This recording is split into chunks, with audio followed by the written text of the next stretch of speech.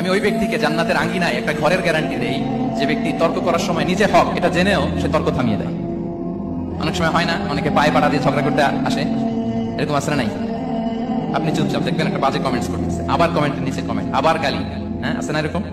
বিষ্ণু বলেন নিজে হক এটা জানার পরেও আর যাতে তর্ক না বাড়ে, যে তর্ক থামিয়ে দেয় জান্নাতের আঙ্গিনায়, তাকে আমি একটা ঘরের গ্যারান্টি দেই।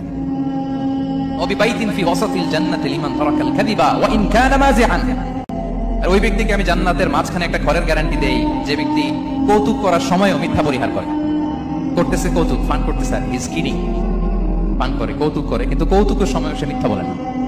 এই স্বভাব যাদের, তাদেরকে আমি জান্নাতের মাঝ বরাবর একটা ঘরের গ্যারান্টি দেই। এরপর বিষ্ণু কি বলে দেখেন, তিনি বলেন ওবিবাইতিন ফি আ'লাল জান্নাতি লিমান হাসানা খুলুকাহু। আর জান্নাতের একটা হাইস্ট পিক অফ প্যারাডাইস, জান্নাতের সর্বোচ্চ স্তরে আমি একটা ঘর বা একটা বাসভবনের গ্যারান্টি ওই ব্যক্তিকে দেই যে তার আচরণটা সুন্দর করেছে, যে সুন্দর আচরণের অধিকারী হয়েছে, তাকে জান্নাতের হাইস্ট পিকে আমি একটা বাসভবনের গ্যারান্টি দেই। তাহলে বলেন তো আমাদের আচরণটা সুন্দর করার দরকার আছে না নাই? এটা খুব ছোটখাটো একটা আমল, তাই না? কথা বলেন দক্ষিণ কোরিয়া প্রবাসী ভাইরা, আওয়াজ করে বলেন এটা কি ছোট আমল?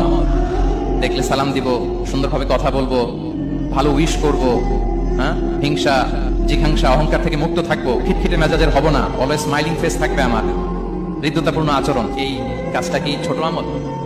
আওয়াজ করে বলেন এই আমলটা কি ছোট না বড়? প্রিয় ভাইরা, বিষ্ণু ইসলাম সবার সাথে এরকম মাধুর্যতাপূর্ণ আচরণ করতেন, ছোট থেকে বড়, নারী থেকে পুরুষ, বন্ধু থেকে শত্রু, সবার সাথে সুন্দর আচরণ করতেন। এবং তার এই চমৎকার আচরণে মুগ্ধ হয়ে তার অনেক শত্রু মুহূর্তে তার বন্ধুতে পরিণত হয়েছে।